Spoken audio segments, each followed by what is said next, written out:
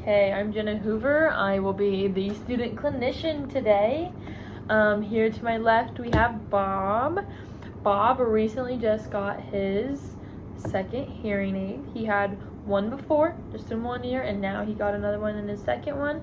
So we are just doing some oral rehab to increase his discrimination between fricatives and sibilants, as well as increase his lip reading, and just also provide you with strategies regarding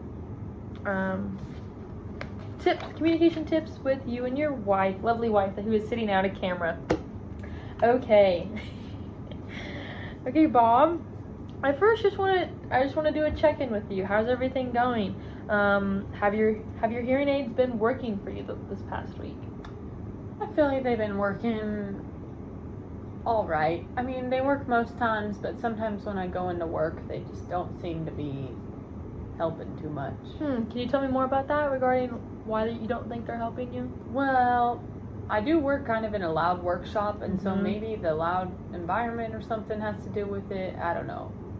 My wife says I just can't understand what she's saying sometimes when I'm trying to talk to her in the workshop. Okay, yeah. Those loud environments are hard.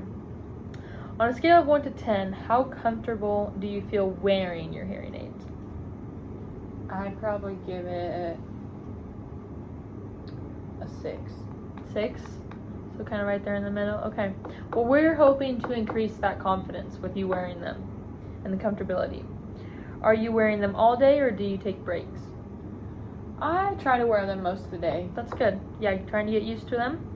On a scale of 1 to 10, how confident are you in operating your hearing aids? So, putting them in, taking them out, checking the battery, cleaning them. I feel like putting them in and taking them out is pretty high, but maybe the checking them not so much because I'm not too tech savvy. And I don't know. I wasn't really given super great instructions on that. Okay, well before you leave today, I will give you a full handout of troubleshooting tips. So if your hearing aids aren't working, you can go through a set of lists, you will go through the list. Okay.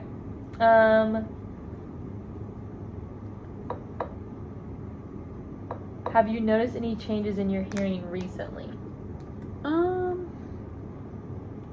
Not since I got my second hearing aid, because one of my ears was kind of good, but the other one kind of struggled. But then once the other one did, I got 2 hearing aids, so it's kind of been at bay since then. I know last session you mentioned that you still weren't really using your phone at all. Are you able to now, or have you been trying that at all? Sometimes it's hard for me to pick up on important details through like appointment phone calls, or like someone the other day called to schedule me just my yearly well checkup, and I kind of messed it up and didn't have all the right information down, so I showed up at the wrong time to the appointment. That's hard, yeah. Okay. I just wanted to check in with you at how everything was going, but now we're going to jump right into... Actually, before that, I'm going to check your hearing aids and make sure that they are turned on and working. Here they are. Thank you. Thanks for taking them out of your ears. I'm going to just check them right here. Testing. Oh, looks like they're turned on. Okay, just wanted to make sure they're all doing good before we get into the nitty-gritty. Okay, for this first one, I am going to give you this list of words, and I'm going to say either one or the other word. So I'm not gonna have my mouth covered for the first time, so you can kind of pay attention to what you're seeing visually. But I want you to repeat back to me what word I said. Okay? Okay. Fin. Sip.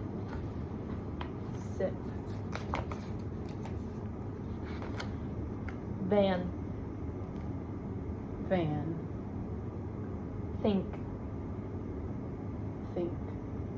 Race. Zip. Ship. Ban. Ban. Thin. Thin. Vase. Face. Zeal. Zeal. Okay, great. I want to go back and do that again, but this time I'm going to cover my face, okay? Okay. So try your best and listen carefully on what you're hearing. Because now you're only going to have to be able to use audio rather than actually looking at my face. Okay. You ready? Mm. Sin. Zen. Ship. Ship. Fan. Van. Sink. Sink. Zip. Sip. Van. Van. Thin. Thin. Base. Base. Feel. Feel. Okay, so what I'm seeing here is that you did a lot better when you could see my face, right? Distinguishing between what sound is what. So I really think we're going to be working on that lip reading and speech reading too, with along with your auditory discrimination, okay? So we are going to look at the speech banana really quick, and I just want to show you, we've looked at this before, and you're here, right?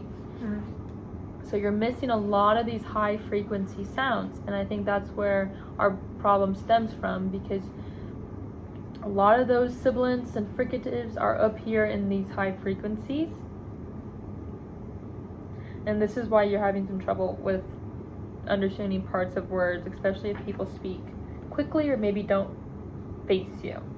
So to keep working on, discriminating and comprehending what people are saying, we're gonna do something similar like we did last time, but I'm gonna say a phrase and then I'm gonna ask you a question about that phrase, and I want you to answer that question to the best of your ability, okay?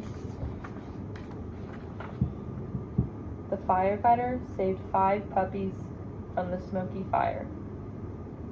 How many puppies did the firefighter save? 5. Good. Did you hear that? Mm-hmm. Sophie visited the zoo to see the zebras and giraffes.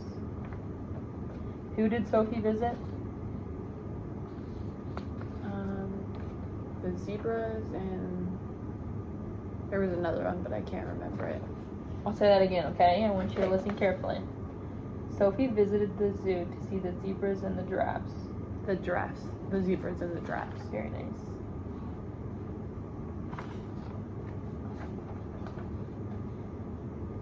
I feel like sometimes it also depends on our concentration too, if we're really zoning in on what we're hearing or not. Okay, let's keep going. Fresh fish should be stored in a seal-safe freezer. Where should the fresh fish be stored? In the freezer. Great. She washed the silver vase carefully to avoid the scratches. What did she wash? A vase. Let's do 2 more. The chef served sizzling sausage with the side of fries. What did the chef serve as a side? Fries. Are you hearing these, or are you using more context clues to understand them? I feel like the other parts of the sentence kind of help me figure it out. That's good. I'm glad you're using that strategy, because that is a way to maybe fill in the gaps too. Let's do 1 more. Felix visited a French cafe for fresh vanilla pastries. What flavor were the pastries?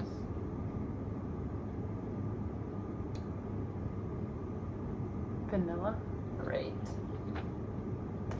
Okay, now we're going to go on to that speech and lip reading like I spoke to you about before. And I'm not sure if we've really talked about it yet, but speech reading, this basically means that you're seeing someone's mouth movements, you're looking at their body language, their facial expressions, and even like their gestures to really understand what they're saying.